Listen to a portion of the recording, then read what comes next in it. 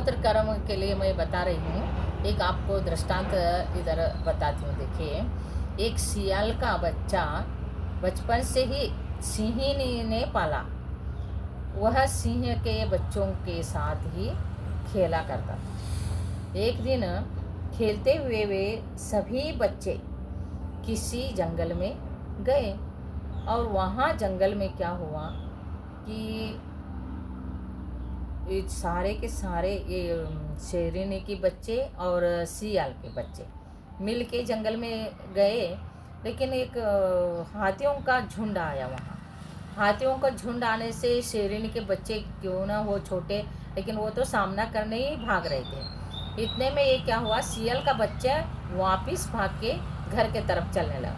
तो उनको तो मालूम ही नहीं, उसकी शेरनी ने उनको पाला है और सिंहनी ने उनको पाला है और ये हमारे ही भाई है ऐसे समझ के वो चल रहे थे।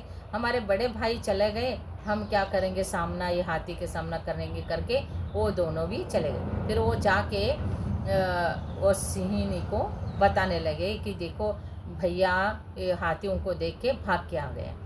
तो फिर उन्होंने समझ लिया ये तो क्या है, सियाल ही है।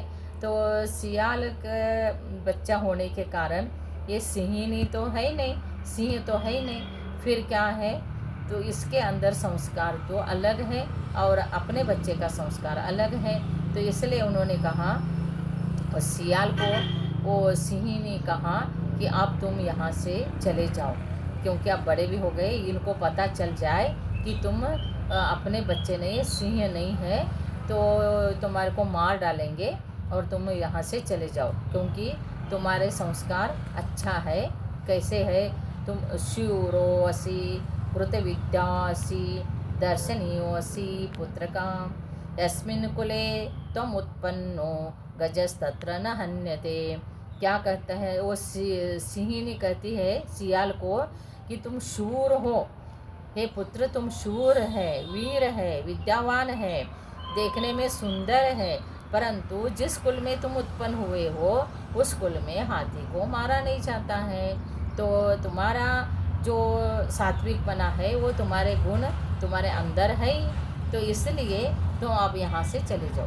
कहने का तात्पर्य क्या है कि जिस संस्कार में पैदा होते हैं, जो रजो वीर का संस्कार रहता है, वो कितना भी विद्वान हो जाए, पढ़े लिखे हो जाए और वो जॉब कर रहा है, अच्छा है, पढ़ा लिखा है, खाना अच्छा खाता है, ऐसे करके अपने बच्चों को देते, या बच्चे ही अपने बेटियां ही दूसरे के घर में घुसने लगे, तो ये सब गलत होने लगा है।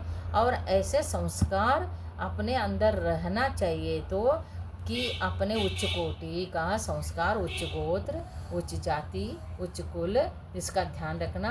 पैसा कम क्यों ना हो, लेकिन वो अच्छा संस्कारित लड़का है और कमाने वाला है। उनका खेती कितना है, मकान क्या है, ये मत देखना, उनका पैकेज क्या है ये मत देखना, वो कमा के खिलाने में सक्षम है और धार्मिक है, संस्कारित है, उच्च कोटि का घराना है, तो ये सब देख के आप शादी कराएंगे तो हमारे जैन धर्म का रक्षण होगा। जो जैन धर्म का रक्षण करेगा उसको अनेक मंदिर बनाने का पुण्य उनको लाभ होगा। जैसा कहा है, एक नया मंदिर बनाने के जो पुण्य है उससे ज़्यादा पुण्य एक पुराना मंदिर का जीर्णोद्धार करने में है। तो उसी प्रकार से एक जैन कुल का संस्कार बना रखने से एक मंदिर बनाने का जितना पुण्य होता है उतना पुण्य एक घर के संस्कार बच्चों को देने से, जैन धर्म का रक्षण करने से और जैन धर्म का परंपरा चलाते हुए जाने से पुण्य का बंध होता है।